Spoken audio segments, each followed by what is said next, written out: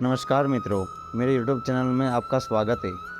आज मैं आपको बलराम के बारे में बताऊंगा, जिन्हें बलभद्र द्विजाराज भी कहा जाता है। देवकी और वासुदेव के पुत्र थे वो। वे भगवान कृष्ण के प्रिय भाई थे और मथुरा में उनके साथ ही रहते थे। बलराम एक अत्यंत बलशाली और साहसी योद्धा थे। वे अपने बड़े आयु के कारण कृष्ण के साथ उनके बाल्यकाल में कई रोमांचक और गोपियों के साथ आनंददायी खेल खेलते थे। बलराम की एक प्रमुख कथा में उन्होंने अपने घोड़े की रक्षा करते हुए वृंदावन में सांपों के एक विशाल झुंड से लड़ाई लड़ी थी।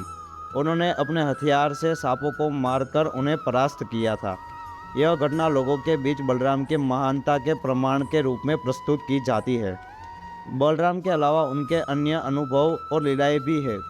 वे कई वनवासों में अपने भाई कृष्ण के साथ रहे और महाभारत के युद्ध के दौरान पांडवों का समर्थन किया। बलराम की एक चर्चित कथा है उनके और भगवान कृष्ण के बीच हुई युद्ध की। यह घटना महाभारत के महायुद्ध में घटी थी, जब भगवान कृष्ण ने भीष्म पितामह को मारने का संकल्प बनाया था। इस पर बलराम ने उन्हें समझाया कि भीष्म पितामह राजश्री है और उन्हें आंध्र देवता के रूप में पूजन किया करना चाहिए।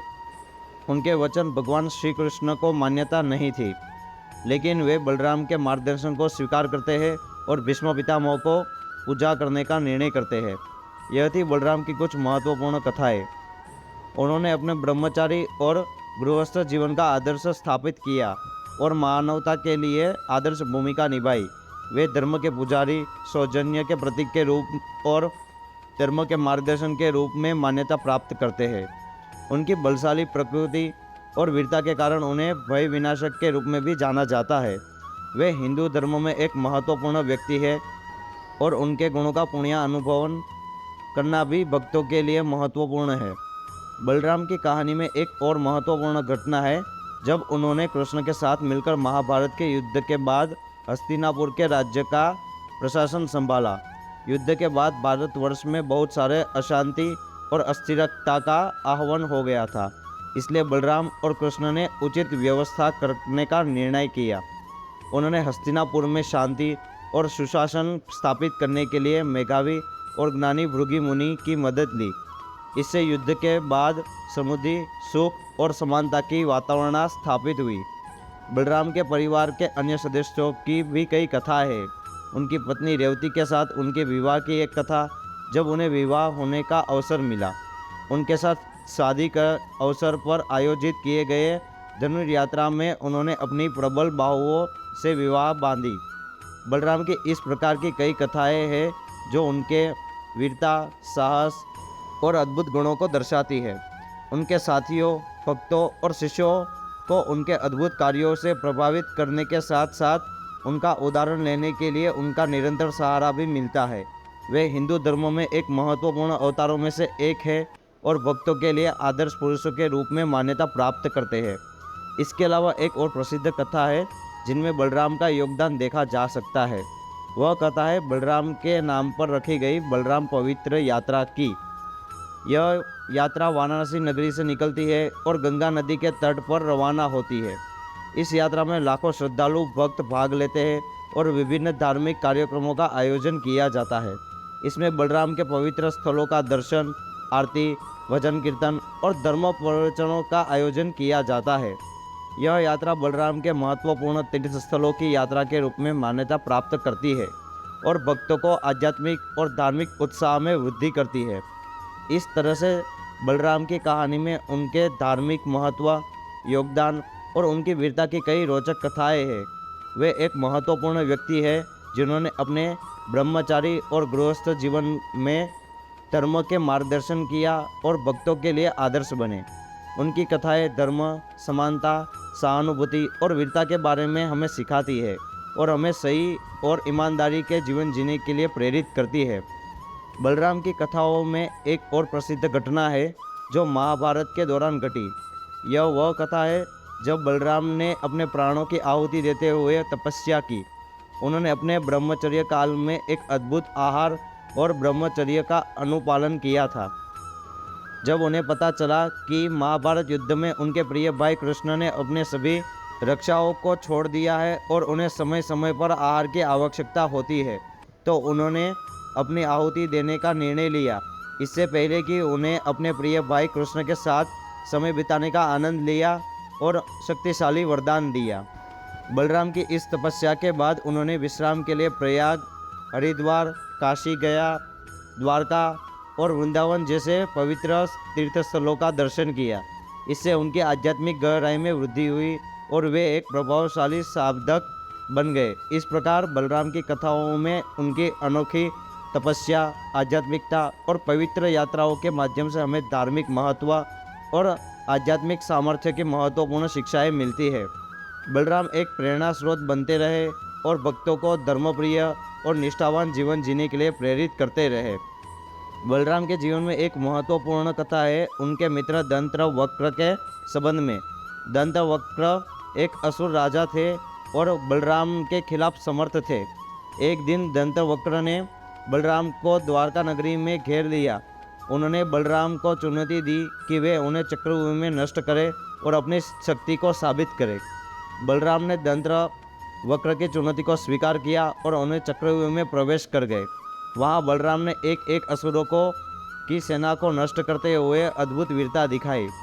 वे अपनी गदा और हथियारों के साथ असुरों को पराजित करते गए और दंतवक्र के प्रति अपनी असीम शक्ति को साबित करते रहे।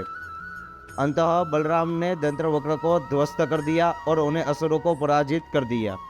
इससे दंतवक्र ने अपनी गलती स्वीकार की और उन्होंने बलराम की प्रतिष्ठा को मान्यता प्राप्त की। इस कथा के माध्यम से हमें बलराम की वीरता, साहस और आदर्श मित्रता का प्रतिष्ठान मिलता है। वे एक सार्थक संबंध की प्रतिष्ठा करने के लिए तत्पर रहे और उनके मित्रों के लिए कठिनाइयों का सामना करने के लिए तत्पर रहे। इस तरह से बलराम की कथाएं हमें विभिन्न महत्वपूर्ण मूल्यों को संकेत करती है, जैसे धर्म, वीरता, मित्रता, आशीर्वाद और धार्मिक साधना। यह कथाएं हमें ईमानदार, निष्ठावान और आदर्श प्रेमी जीवन जीने के लिए प्रेरित करती है। बलराम की एक और महत्वपूर्ण कथा है उनकी शादी के संबंध में।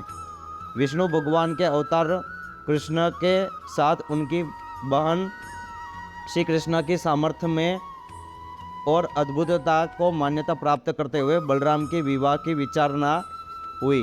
विवाह में बलराम ने रोहिणी नामक गोपी स्त्री से विवाह किया।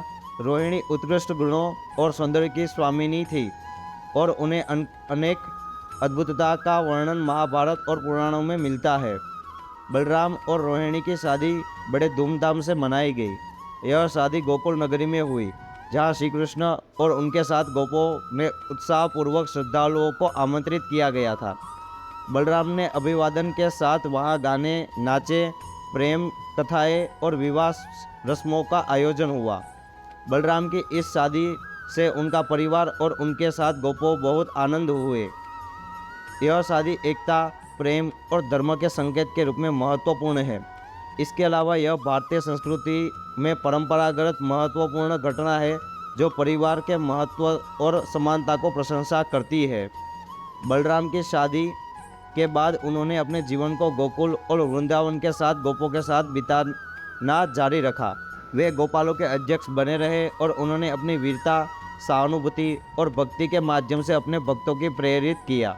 इस प्रकार बलराम के जीवन एक महत्वपूर्ण व्यक्ति के रूप में हमारे चरित्र निर्माण में महत्वपूर्ण योगदान देता है। बलराम के जीवन में एक और महत्वपूर्ण घटना है उनकी यात्रा द्वारका नगरी की ओर।